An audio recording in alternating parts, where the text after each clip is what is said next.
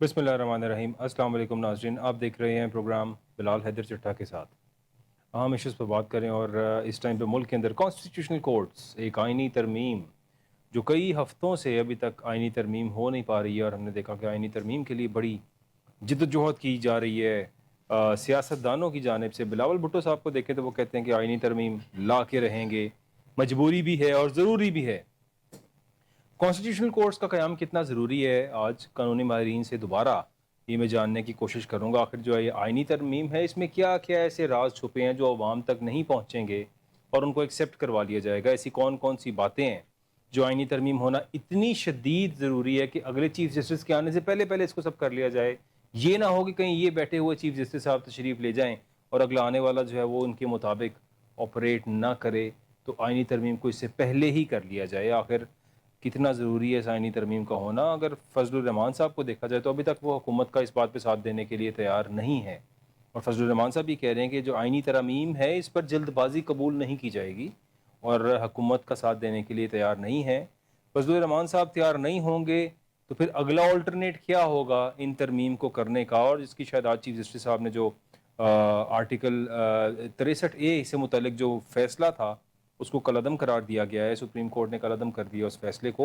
आखिर इस 63A article के फैसले के अंदर क्या था, इसको क्यों कलअदम करार दिया गया, और इसके पीछे क्या मुहर्रिकात हो सकते हैं, इस पर राय जानेंगे अपने गेस्ट की। मुझे ज्वाइन कर रहे हैं गुलाम अब्बास हरल साहब, thank you for being here sir.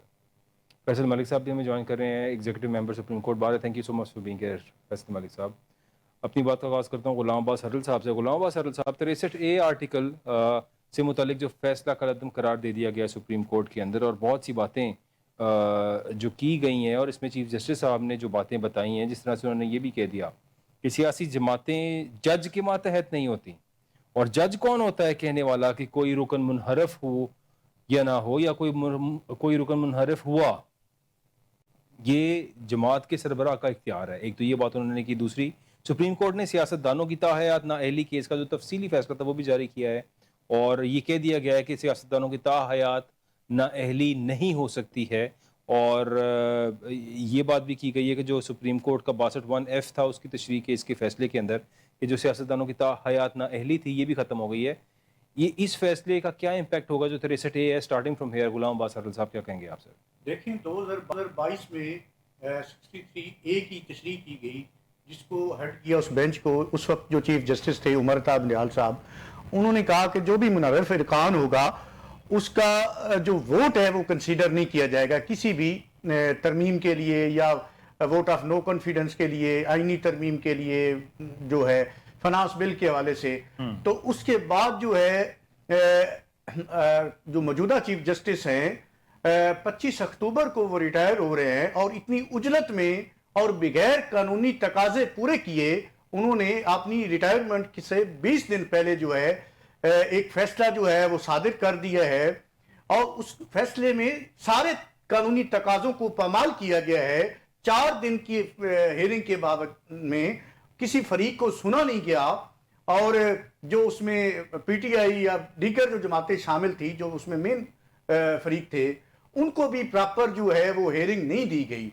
और मैं समझता हूं कि ये आज जो सुप्रीम कोर्ट का फैसला आया है, जिसमें उस 2022 वाले फैसले जो को रिव्यू पिटीशन में जो है वो कल अदम करार दिया गया, और उसमें जो बेंच बना वो भी मुतनाज़ा बेंच था, और जो उस फैसले के ऑथर जज साहबान थे उनको इस बेंच में शामिल नहीं किया गया, जिसमें जस्टिस मंसूर अली शाह साहब थे और जस्टिस मुनीब अख्तर साहब जो है। ये बेंच जब तश्कील दिया गया तो वो भी एक बदनीति के ऊपर जो है एक बेंच जो है उसको तश्कील दिया गया। उसके बाद जो भी इस बेंच की प्रोसीडिंग की गई वो सब जो है उसमें बदनीति शामिल थी, और उसके बाद जो है आज जो है एक हार्स ट्रेडिंग का जो है रास्ता खोला गया, पार्लियामेंट को मंडी बनाने के लिए एक रास्ता खोला गया, और वोटों से एक आईनी तरमीम जो है वो अब आएगी। और आईनी तरमीम क्या होगी चट्टा साहब, वो ये होगी कि आपके इंसानी हकूक जो हैं उनके ऊपर हमलावर हुआ जाएगा। किसी को भी ये कह के कि ये सिक्योरिटी का मसला है, ये कह के उठा लिया जाएगा और किसी अदालत में पेश नहीं किया जाएगा, और उसको गायब कर दिया जाएगा, और कानून के तहत जो है اس کے ساتھ سلوک نہیں کیا لیکن جائے گا. ایسے واقعات تو پہلے بھی ہوتے ہیں, اس میں نئی بات یہ کیا ہوگی؟ باقاعدہ اس کو اب قانونی تحفظ دیا گیا ہے. دیکھیں آئین کیا ہے؟ آئین جو ہے ایک ریاست اور شہریوں کے درمیان ایک معاہدہ ہے, ایک سوشل کانٹریکٹ ہے, ایک عمرانی معاہدہ ہے. اگر اس میں کوئی بھی آپ معاہدہ کرتے ہیں تو اس میں دوسرے فریق جو ہے اس کی رائے جو ہے اس کا سنا جاتا ہے, اس کی رائے لی جاتی ہے. اس میں تو نہ عوام کی رائے لی جا رہی ہے, نہ سیاسی جماعتوں کی رائے لی جا رہی ہے. اور یہ جو پارلیمنٹ کے کچھ سیاسی حکمران ٹولہ ہے, یہ کٹ پتلی بنے ہوئے ہیں. یہ جو ہیں ان کے پیچھے جو بھی ان کی ڈوریں جن کے پاس ہیں وہ ان کو کٹ پتلیوں کی طرح نچا رہے ہیں. تو میں سمجھتا ہوں کہ آج یہ عدالتی اور آئینی طریقہ سیاہ ترین فیصلہ ہے, اور ہمیشہ یہ یاد رکھا جائے گا, کیونکہ اس سے منحرف ارکان جو ہیں وہ جس کو دل کرے گا اس کو, چاہے وہ فروخت ہو جائیں چاہے وہ دباؤ میں آ جائیں. تو یہ دونوں حربے جو ہیں اس ملک میں ماضی سے ہوتے آ رہے ہیں. آپ نے دیکھا ہے کہ حالانکہ آئین میں موجود ہے کہ اس کو ڈی سیٹ بعد میں کر دیا جائے گا, لیکن ڈی سیٹ کے لیے ایک بہت لمبا پروسیس ہے. آپ ڈی سیٹ تو کرتے ہیں, اور بہت یہ درست تشریح کی تھی اس وقت جو چیف جسٹس تھے انہوں نے, اس کے بینچ نے, کہ اگر کوئی پارٹی کی مرضی کے خلاف جو ہے ووٹ دیتا ہے تو اس کا ووٹ جو ہے وہ بھی کنسیڈر نہیں کیا جا سکتا. تو میں سمجھتا ہوں کہ یہ, اور جو کہ ہے بھی غلط تھا, کسی پارٹی میں رہتے ہوئے آپ پارٹی کے خلاف. یہاں پہ ہمارے سیاستدانوں میں ہم نے دیکھا سینٹ کے الیکشنز ہوں یا پارلیمنٹ کے اندر اسی طرح کی کوئی بھی ووٹنگ پروسیس ہو, اس میں ہمیشہ سیاستدان بکتے ہیں, ان کی جو اوقات ہوتی ہے اس کے مطابق پیسے لے کے ہمیشہ بکتے ہیں. ہمارے ملک کے اندر روٹین ہے. یہ قانون لانے کی کیا ضرورت ہے کہ چاہیں تو اپنی مرضی سے بک جائیں اور پھر ان کو فرق بھی کوئی نہ پڑے؟ دیکھیے ہمارے سیاستدانوں کو چھوڑ دیں, جتنی سیاسی جماعتوں کے سربراہ ہیں ان کی یہ اوقات ہے کہ وہ انہی کے بنائے ہوئے, اسی پارٹی کے سربراہ کے بنائے ہوئے آئین کے ساتھ جو ہے اب کھلواڑ کرنے پہ لگے ہوئے ہیں. دیکھیں بلاول بھٹو جو ہے اب کیا کر رہا ہے آئینی ترمیم کے لیے, اس کو ایک لالی پاپ دیا گیا ہے کہ آئندہ آپ کو وزیر اعظم بنایا جائے گا. اس کے لیے جو ہے وہ کٹ پتلی کی طرح ناچ رہا ہے. وہ اپنے ہی بنائے ہوئے آئین کے ساتھ جو ہے وہ کھلواڑ کرنے جا رہے ہیں, اس میں وہ برابر کے شریک ہیں. تو میں اب اگر کہتے ہیں جی عوام کے لیے بھٹو زندہ ہے, اگر بھٹو زندہ ہوتا تو آج ہی آپ نے بنائے ہوئے آئین کے ساتھ ایسا کھلواڑ کرنے دیا جاتا. آپ آئین کے ساتھ جو صورت تھا, صرف جو ہے بھٹو ان کے لیے مر گیا ہے, باقی عوام کے لیے انہوں نے زندہ رکھا ہوا ہے, صرف عوام کو بے وقوف بنانے کے لیے, جھوٹی تسلیاں دینے کے لیے. اور آپ کہتے ہیں جی پارلیمنٹ سپریم ادارہ ہے. بھائی پارلیمنٹ سپریم ادارہ ہے, یہ کہاں آئین میں لکھا ہوا ہے؟ یہ جتنے بھی ادارے ہیں سارے آئین کی کریشن ہیں. آئین کی وجہ سے یہ پارلیمنٹ بھی بنا, سپریم کورٹ بھی بنا, ایگزیکٹو بھی بنا, مقننہ بھی بنا, سارا کچھ جو ہے یہ آئین کی کریشن ہے. تو آپ جب بھی جو ہے آئین میں بھی کسی حد تک جو آئینی ترمیم کی جا سکتی ہیں, اور یہ کسی بھی بنیادی انسانی حقوق کی جہاں پہ بات آ جائے, جب ان کے خلاف کوئی آئینی ترمیم آ جائے تو اس کو عدالتیں جو ہیں وہ ان کو سٹرائک ڈاؤن کر دیتی ہیں. اور یہ جو مسودہ آ رہا ہے آئینی ترمیم کے حوالے سے جو یہ کرنے جا رہے ہیں, جس حوالے سے جو پہلے ایک حملہ ہوا وہ ناکام ہو گیا, اس کی وجہ اس میں اب سپریم کورٹ نے سہولت کاری کی ہے. ایکچولی جو آج کا فیصلہ کیا ہے اس میں سپریم کورٹ نے سہولت کاری کی ہے کہ وہ پہلے والا جو حملہ ناکام ہوا تھا اس کو کامیاب کرنے کے لیے, لوگوں کے انسانی حقوق کے اوپر حملہ کرنے کے لیے, آئین کے اوپر حملہ کرنے کے لیے, اور اگر صحیح سمجھا جائے تو یہ پارلیمان کے اوپر بھی حملہ ہے, تو اس کو کامیاب کرنے کے لیے ہماری سپریم کورٹ نے نظریہ ضرورت کے تحت ہمیشہ استعمال ہوئی ہے اور آج بھی استعمال ہوئی ہے, جو کہ بڑی میں سمجھتا ہوں کہ بڑی مایوس کن بات ہے. ٹھیک, فیصل ملک صاحب کیا کہیں گے سر آپ اس پہ؟ جی بات یہ ہے چڈا صاحب کہ بالکل یہ غیر آئینی فیصلہ ہے, غیر قانونی بھی فیصلہ ہے. وہ اس طرح سے متعلق جو فیصلہ ہے سر, جی جی بالکل یہ بالکل غیر قانونی بھی فیصلہ ہے, غیر آئینی بھی فیصلہ ہے.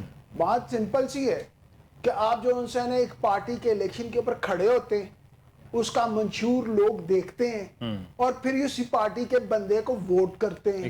منشور دیکھ یہاں پہ موسٹلی جو ہے وہ پارٹی کے لیڈر کو دیکھ کے ووٹ کیا جاتا ہے, اس موقع پہ شخصیت کو دیکھ کے. بہت کم ایسی جگہیں جہاں پہ صرف شخصیت کو دیکھ کے ووٹ ڈال دیا جاتا ہے. جی جی جی ملک صاحب, وہ اس کو پارٹی کی جو ہے نا ہیڈ, جو پارٹی کو ڈرائیو کر رہا ہوتا ہے, اس کی شخصیت کو, اس کی سینکٹیٹی کو دیکھ کے جو اسے نا وہ لوگ ووٹ ڈالتے ہیں, اپنا نمائندہ چنتے ہیں کہ یہ اس بندے نے ہمارے ساتھ وعدے وعید کیے ہیں اور یہ ہمارے لیے جو ہے نا نمائندگی کرے گا اور ہم یہ اپنی کہیں بھی باتوں کا پیرا دیتے ہوئے ہمارے یہ کام کرے گا, ہمارے حقوق کا خیال رکھے گا, اور پھر لوگ ووٹ دیتے ہیں. سپریم کورٹ نے آج فیصلہ دیا اور اجازت دے دی کہ آپ لوگوں کے ساتھ غداری کر سکتے ہیں, آپ جو ہے نا کہیں اور ووٹ ڈال سکتے ہیں, آپ جا کے کسی اور جو ہے نا وہ پارٹی کو ووٹ دے دیں, آپ کسی اور پارٹی سے جیتے اور کسی اور پارٹی سے کو ووٹ دے دیں. یہ سپریم کورٹ نے جو ان سے ہے نا, یہ اس بینچ نے, جو کہ بینچ ہی غیر قانونی ہے, غیر آئینی ہے, قانون میں صاف لکھا ہے, بڑا کلیئر لکھا ہے کہ ریویو پٹیشن وہی بینچ سنے گا.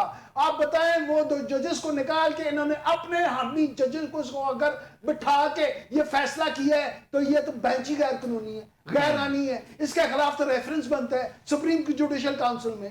اور دوسری بات پھر فیصلہ کیا دیا کہ آپ جو ہے نا جا کے غداری کریں, آپ جا کے نا ان لوگوں کو جن سے ووٹ لے کے آئے, جس وعدے پہ ووٹ لے کے آئے, جو باتیں کر کے آئے ہیں, جو اشورنس دے کے آئے ہیں لوگوں کو, لوگوں سے ووٹ لینے کے لیے, آپ جا کے ان سے غداری کریں اور جا کے اپنا ووٹ بھیج دیں.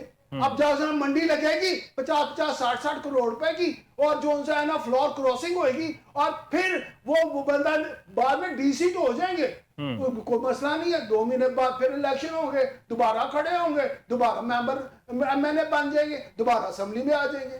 یہ تو اتنا بڑا جو ان سے ہے نا کھلواڑ کیا ہے, پارلیمنٹ کے ساتھ بھی نہیں, پاکستان کے ساتھ کھلواڑ کیا ہے, پاکستان کی 25 کروڑ عوام کے اوپر جو ہے نا کھلواڑ کیا ہے. بات یہ ہے چٹا صاحب, جو ہم پہ حکمرانی کرنے آیا تھا نا, جس نے اس خطے کو یرغمال بنایا تھا نا, یہ گورا انگریز, اس نے بھی یہاں پہ جو ہے نا قانون بنایا ہیبیس کارپس کا. ہیبیس کارپس کیا ہے؟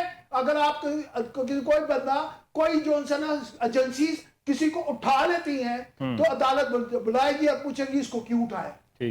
اب ہیبیس کارپس کی طاقت انہوں نے مجسٹریٹ کو بھی دی, سی آر پی سیکشن 100 کے تحت. انہوں نے ہیبیس کارپس کی طاقت جو ہے نا سیشن جج کو بھی دی 491 سی آر پی کے تحت. انہوں نے جو ہے نا یہ ہیبیس کارپس کی طاقت جو ہے نا ہائی کورٹ کے جج کو بھی دی 491 کے تحت, آرٹیکل 199 کے تحت. اور اس کے بعد جو ہے نا آرٹیکل کمپلیٹ جسٹس کے تحت تو سپریم کورٹ تو کر ہی سکتی ہے. ساری عدالتوں کو یہ پاورز دی کہ اگر ہم بے شک ہم حکمران ہیں تم پہ, تم غلام ہو, لیکن اگر کوئی نجائز تم کو اٹھا لے تو عدالتیں بلا کے پوچھیں گی کہ کیوں اٹھائے, جواب دو. انہوں نے وہ ختم کرنے کے لیے, اور ہم کو کیڑے مکوڑے ہیں, انہوں نے وہ ختم کرنے کے لیے, آئینی ترمیم میں لانے کے لیے کہ جو مرضی ایجنسی جس کو مرضی اٹھائے اور کوئی عدالت اس کو پوچھے گی نہیں. یہ تو پھر کیڑے مکوڑوں کے جیسا سلوک ہے ہمارے ساتھ. اس سے بدتر سلوک کیا ہوگا؟ پھر ویسے ہی کہہ دیں یہ جمہوریہ پاکستان سب بکواس ہے, یہ صرف پاکستان جو کہ ایک بالکل جو ہے نا غلام کنٹری ہے, ہم ابھی تک آزاد نہیں ہوئے, ہم مزید غلامی کے دلدل میں مزید پھنستے جا رہے ہیں. یہ جو ہے ہمیں جو ہے دلدل میں پھنسا کے ہمیں صرف اور صرف روٹی دینا چاہ رہے ہیں, صرف, اور ان سے ہماری ساری محنت کی کمائیاں خود کھانا چاہ رہے ہیں, ٹیکسوں کی شکل میں خود کھانا چاہ رہے ہیں, پیٹرول کی مہنگائی کی شکل میں خود کھانا چاہ رہے ہیں. ہر جگہ کے اوپر ڈبل ٹرپل 4-5 گنا ٹیکسز ہیں. ہر اسٹیٹ کے اوپر خریدو تب ٹیکس, بیچو تب ٹیکس, ٹھیک ہے نا, وراثتی زمین بھی اگر بیچنی ہے تب بھی ٹیکس, ہر جگہ کے اوپر ٹیکس. آپ نے کوئی دوائی خریدی ہے, تب دوائی بنی ہے تب بھی ٹیکس, دوائی جو سا مارکیٹ میں آئی ہے تب بھی ٹیکس, دوائی جو سے نا بکی ہے تب بھی ٹیکس, دوائی ہاسپٹل میں پہنچی ہے تب بھی ٹیکس, اور اس کے بعد دوائی مریض نے کھائی ہے تو تب بھی ٹیکس. ہر جگہ پہ یہ جو ہے نا عوام کا, اب کہتے ہیں نا پہلے تو یہ خون پسینے کی کمائی کھانا چاہتے تھے, اب تو یہ عوام کا خون بھی نچوڑنا چاہتے ہیں. یہ آئینی ترمیم وہ والی آئینی ترمیم ہے جس کے لیے جو ہے نا یہ خلائی مخلوق کہہ لیں یا یہ گندے سیاستدان کہہ لیں, جو بھی ان کو کہنا ہے آپ کہہ لیں, انہوں نے راہ ہموار کی ہے سپریم کورٹ کے کو یرغمال بنا کے, سپریم کورٹ سے اپنے مرضی کا فیصلہ لے کے. انتہائی گھٹیا نہیں, انتہائی لانتی فیصلہ ہے. غلام عباس سرد صاحب, جو کانسٹیٹیوشنل کورٹس کے قیام کی بات ہو رہی ہے, اگر اس کو دیکھا جائے کانسٹیٹیوشنل کورٹس کا قیام کیوں ضروری ہے, اور کیوں آخر حکومت چاہ رہی ہے کہ کانسٹیٹیوشنل کورٹس بن جائیں اور ایک نئی عدالت بن جائے؟ کیا نئی عدالت کے قیام سے جو گزشتہ عدالت کے سپریم کورٹ کے اندر جو میرا خیال 56,000 سے زائد کیسز پڑے ہیں, کیا نئی کے قیام سے وہ ختم ہو جائیں گے وہاں پہ؟ देखिए लोगों को इंसाफ मिलना शुरू हो जाएगा सर। कोर्ट्स हैं, चाहे वो हाई कोर्ट्स जितनी भी हैं सारे सूबों की या जी। सुप्रीम कोर्ट है, ये सारी आईनी अदालतें हैं। यहाँ पे जो पिटिशंस होती हैं 199 में, 185 में, 3 में, वो सारी जो है ये आईनी अदालतें हैं। आप देखें ये इसमें ये ज़्यादा से ज़्यादा हो सकता था कि आप एक बेंच जो है वो मखसूस कर दें कि जो भी आईनी तशरीह के हवाले से कोई भी केस आता है, कोई पब्लिक इंपॉर्टेंस मैटर आता है, तो ये बेंच जो है उसको सुनेगा। बाकी जो है सुप्रीम कोर्ट आम रूटीन के जो मैटर्स आते हैं उनको सुनती रहेगी। तो लेकिन ये एक बदनीति के ऊपर मबनी एक आईनी अदालत बनाई जा रही है। उसका सिर्फ मकसद ये है कि एक कंट्रोल्ड निज़ाम जो है वो बनाया जाए, एक अदालती जो ऐसा निज़ाम बनाया जाए जिसको कंट्रोल किया जा सके और उसकी जितनी भी पावर है उसको कटेल किया जा सके। तो इसका जो असल जो पर्पज है जिसके लिए ये लिया सारी आईनी तरमीम आ रही हैं, और उसमें आर्टिकल 8 जो बड़ा आम है जिसको अमेंडमेंट किया जा रहा है, उसमें जो बुनियाद उसमें बड़ा वाज़ह लिखा हुआ है कि कोई भी ऐसा कानून नहीं बन सकता जो बुनियादी इंसानी हकूक के खिलाफ हो। तो जब उसमें अमेंडमेंट कर ली जाएंगी तो फिर ऐसे कानून आएंगे जिसमें बुनियादी इंसानी हकूक जो हैं उनको पामाल किया जाएगा। आप किसी की प्राइवेसी नहीं होगी, आप जिसका मर्जी जो है वो फोन टेप करें, जिसको जितनी मर्जी दिनों के लिए आप कैद खानों में डाल दें, कोई भी आप इल्जाम लगा दें। कोई यहाँ पे तो ये कारोबार बना हुआ है कि गद्दार बना दें, किसी को काफिर बना दें, किसी के ऊपर कोई इल्जाम लगा दें कि ये मुल्क वतन नहीं है। तो ये कारोबार इस मुल्क में जो हमेशा से चलता आ रहा है, उस कारोबार को चमकाने के लिए ये आईनी तरमीम लाई जा रही हैं। और 10-20 लाख से लेके सब 10-20 लाख से लेके 10-20 करोड़ लेके फिर छोड़ दें। जी सही कह रहे हैं आप। और देखिए इस मुल्क को नहीं चलाया जा सकता। अगर आपने इस मुल्क को चलाना है तो इसको आइन और कानून के मुताबिक चलाना पड़ेगा। आप कहाँ पहुंच गए हैं? अभी तक इनको सबक नहीं मिल रहा, और बदकिस्मती है कि हमारे सियासतदान जो हैं वो हमेशा से इस्तेमाल हो रहे हैं, और उन्होंने कभी भी आज तक तारीख देख लें कि गुलाम अहमद साहब, लेकिन दुनिया के बहुत से ममालिक के अंदर कॉन्स्टिट्यूशनल कोर्ट्स का इसी तरह क़याम मौजूद है और वहाँ पे इसी तरह कॉन्स्टिट्यूशनल कोर्ट्स जो है वो काम कर रही हैं और उनके कवानीन के मुताबिक काम कर रही है। तो आप क्या समझते हैं कि पाकिस्तान में अगर ये बनेगी तो इस जुडिशल सिस्टम में बेहतरी नहीं आएगी बल्कि बिगाड़ पैदा होगा? देखिए आप मिसाल जो दे रहे हैं, आप ऐसे मुल्कों की मिसाल दे रहे हैं जिसमें जर्मनी है और दो तीन और मुल्क हैं जिसमें कॉन्स्टिट्यूशनल कोर्ट अलहदा है। आप अमेरिका की मिसाल क्यों नहीं देते? आप यूके की मिसाल क्यों नहीं देते? आप भारत की मिसाल क्यों नहीं देते? जितने भी जमहूरियत पसंद और जहाँ पे जमहूरी कदरें हैं, जितने भी मुल्कों में, पूरी दुनिया में कितने मुल्क हैं, वहां पे कोई भी ऐसी अलहदा आईनी अदालत नहीं है।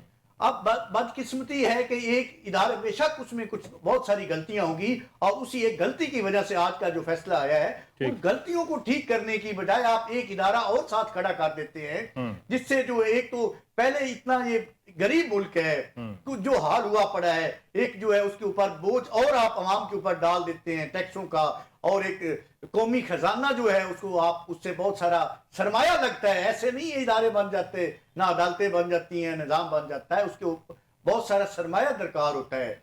तो बजाय कि हर इदारा जो है अपने आप को ठीक करने के, एक नया इदारा जो है पर्पसली जो है बनाया जाता है, और यहाँ पे पर्पसली अमेंडमेंट्स आती हैं, कानून आते हैं। देखिए पूरी आप देख लें दुनिया में जो कॉन्स्टिट्यूशनल हिस्ट्री है या जो भी जहाँ पे भी जमहूरियत है, जहाँ पे इंसानी मुआशरे हैं, जमहूरी कदरें हैं, वहाँ पे डिबेट होती है पार्लियामेंट में, और डिबेट होने के बाद जो है बाकायदा जो है फिर जो कोई भी अमेंडमेंट्स आती हैं और कोई भी बिल पास होता है। लेकिन यहाँ पे तो रात की तारीकी में हमला किया जाता है, और एक अवाम जो इसमें मेन जो स्टेक होल्डर है वो अवाम है।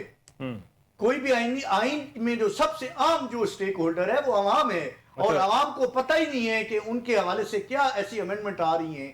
तो एक अवाम तो बेचारे जलीलो ख्वार हो रहे हैं, वो तो ये पूछने के काबिल नहीं है सियासतदानों से कि आपको हमारी खिदमत के लिए लगाया गया है, आप ये अरबों रुपए की गाड़ियां, जिस तरह पंजाब के अंदर ये IMF की किस्त आई है तो अरबों रुपए की गाड़ियों का उन्होंने करोड़ों रुपए की गाड़ियों का ऑर्डर दे दिया है कि मिनिस्टर्स के प्रोटोकॉल में भी नए डाले हों और मिनिस्टर्स के लिए नई गाड़ियां हों। मिनिस्टर बेचारे बहुत गरीब हैं, उन्होंने कभी नई गाड़ी देखी नहीं है, और अवाम तो बहुत अमीर है, टैक्स तो बहुत इकट्ठा हो रहा है। तो लिहाजा इस अवाम को जो बिजली के बिलों पे खुदकुशी कर रहे हैं, اس عوام کے ٹیکس پیئر کے پیسے کے اوپر کروڑوں کی نئی گاڑیاں خریدی جائیں تاکہ یہ منسٹرز آرام سے عیاشی سے جو ہے وہ اپنی زندگی گزار سکیں، جبکہ یہ منسٹرز اربوں روپے کماتے ہیں کرپشن کے تھرو، یہ پیسہ کماتے ہیں اسی چیز کے تھرو.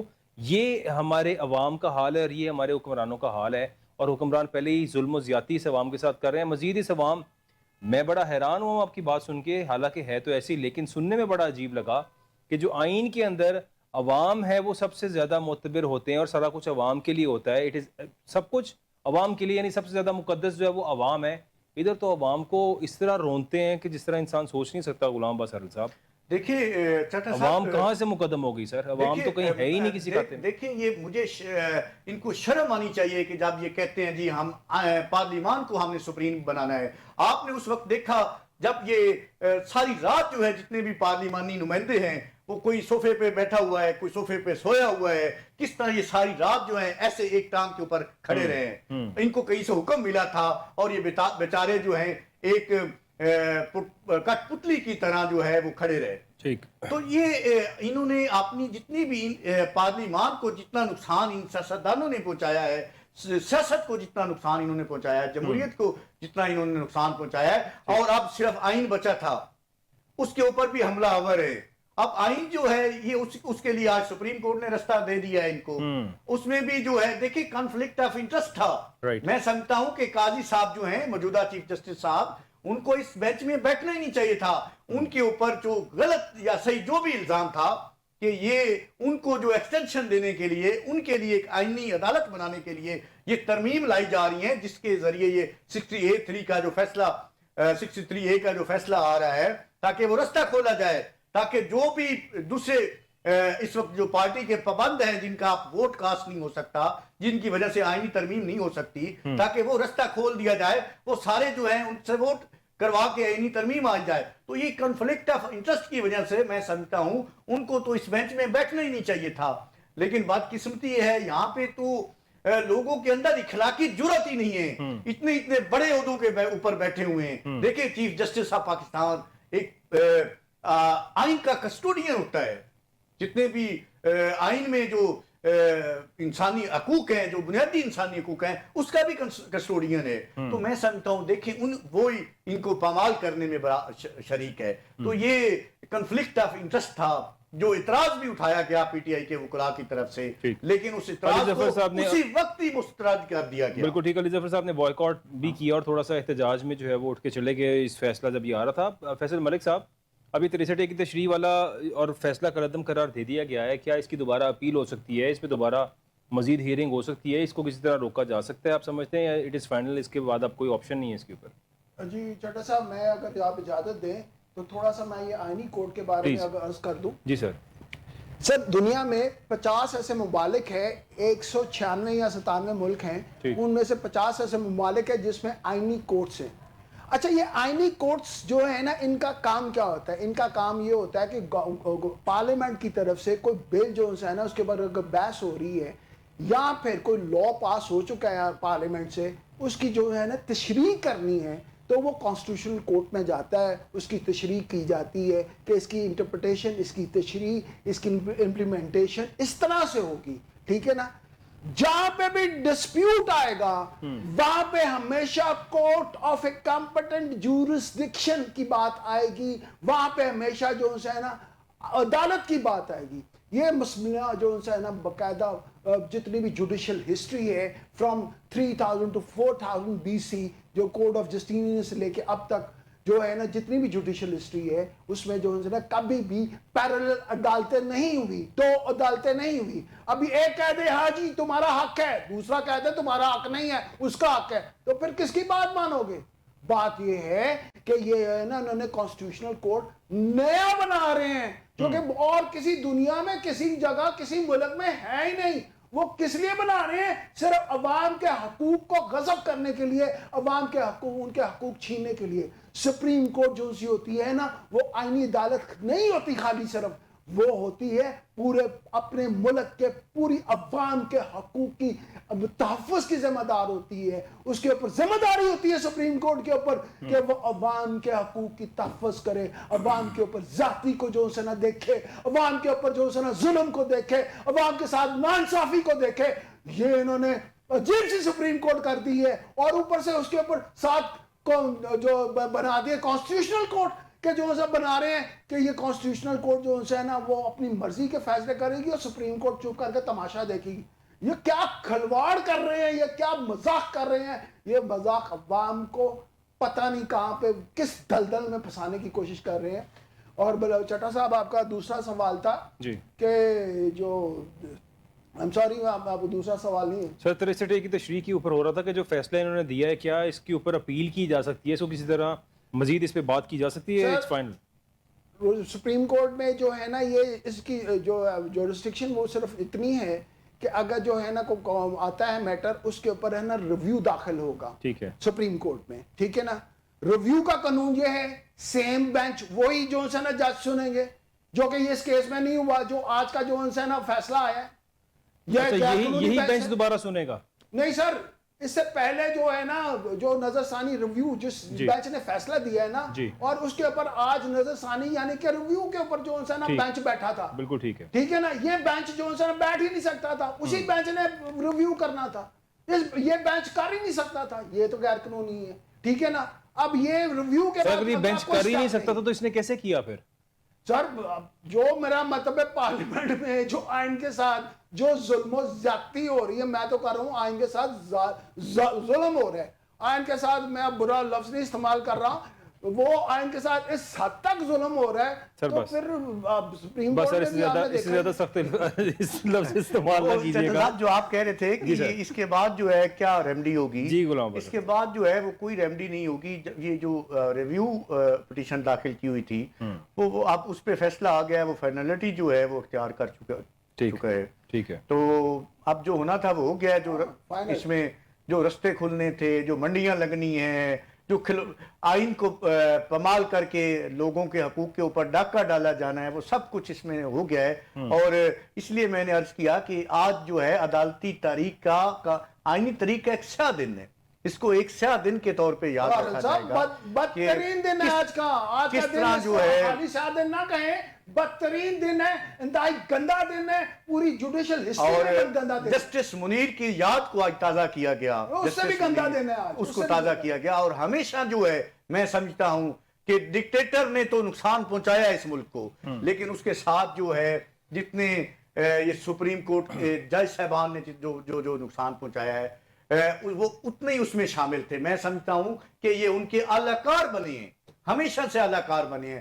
جو سیاستدان بنتے تھے اسی طرح یہ جو ہمارے اعلی منصبوں پہ فائز لوگ ہیں وہ بھی اعلی کار بنے ہوئے ہیں, کیونکہ ان کو بھی یہ سوٹ کرتا ہے کہ کس طرح یہ حکومت چلانی ہے, پاور جو ہے کہاں پہ رکھنی ہے, کہاں ہم نے استعمال ہونا ہے کہاں. تو یہ میں سمجھتا ہوں اگر ایک جو ہے اس کو اپنی سیلف ریسپیکٹ ہی نہیں ہے, اپنے ادارے کی نہیں ہے, اپنے عہدے کی نہیں ہے, اس کو استعمال ہونے کی کا شوق ہے, تو پھر وہ اسی کو کنٹینیو کرتا ہے. اس کو کبھی اپنی عزت جو ہے وہ جگانے کا موقع ہی نہیں ملتا. جی فیصل بات یہ ہے, بات خالی اتنی نہیں ہے, بات یہ ہے کہ جب جو ہے نا جب بھی کوئی جج بنتا ہے نا ہائی کورٹ کا, اس وقت پھر جو ہے نا خلائی مخلوق آ جاتی ہے, وہ آپ کے بچوں کی دھمکی دیتی ہے, وہ آپ کو اغوا کرنے کی دھمکی دیتی ہے, جان سے مارنے کی, ایکسیڈنٹ کروانے کی دھمکی دیتی ہے, پھر بتاتی ہے کہ آپ کا بھائی جو ہے نا وہ غائب ہو چکا ہے, وہ اب آپ کو بتاتی ہے کہ آپ کے بچے اتنے بجے اسکول جاتے ہیں. ظاہر ہے سر, یہ تو دیکھیں ہر جگہ پہ ہوتا ہے اور یہاں پہ بھی ہوتا آ رہا ہے. بات صرف یہ تھی کہ جو ابھی جو آرٹیکل 63 کی تشریح ہوئی ہے اس پہ اب دوبارہ یعنی اس کا فیصلہ ریورٹ ہونا یا ریورس ہونے والا چیزیں مشکل ہیں. ابھی تک تو یہ ریویو کے اندر جا رہے ہیں, لیٹس سی اس پہ کیا ہوگا. اب ایک پاکستان تحریک انصاف نے کل کی کال دی ہوئی ہے اور وہ ڈی چوک پہ جو ہے وہ جا رہے ہیں اپنا جلسہ لے کر, اور کہا جا رہا ہے کہ پاکستان تحریک انصاف کے لوگ کسی بھی طرح وہاں پہنچیں گے.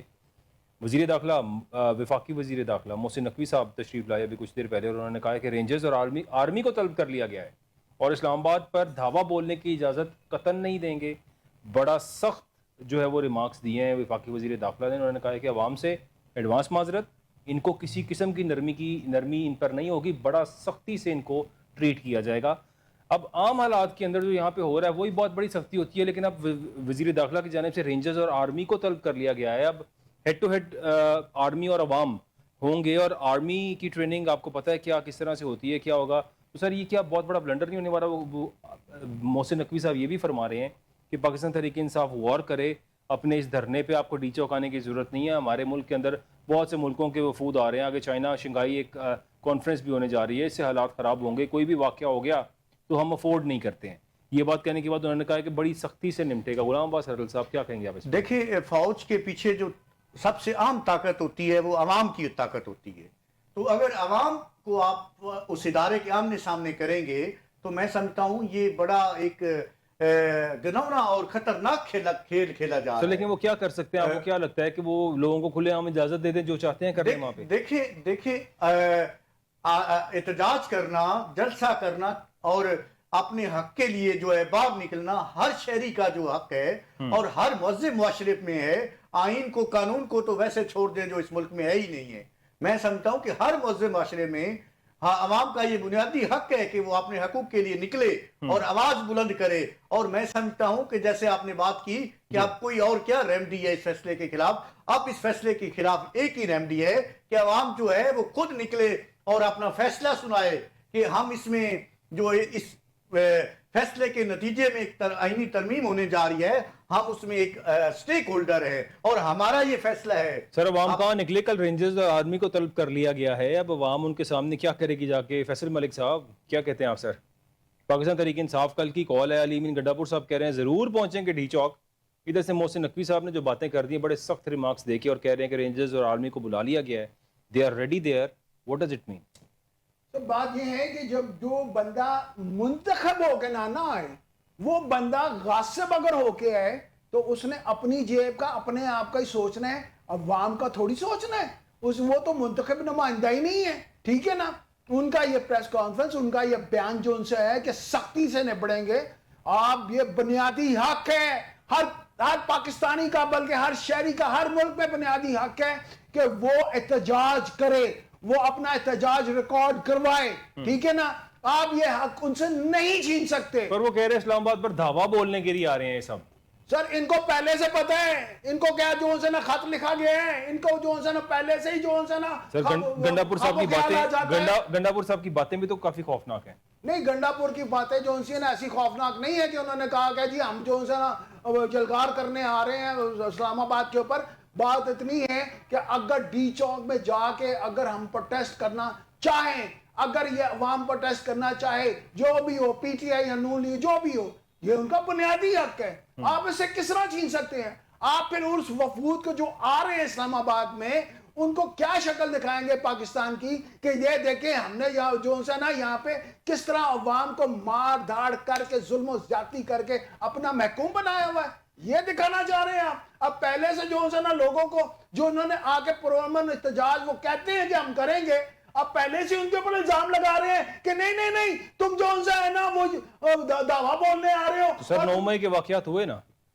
سر 9 مئی کے واقعات تو جو سے نا پلان تو نہیں تھے، وہ تو at the heat of the moment, at the spot of the moment. وہی heat of the moment, spot of the moment یہاں پہ بھی ہے کہ جب ڈی چوک میں لوگ آئیں نہیں، گے. اگر ڈی چوک میں اگر آ کے احتجاج کرتے ہیں اور وہاں پہ اگر کھڑے ہوتے ہیں، دھرنا دیتے ہیں، تو ان کا کیا مسئلہ ہے؟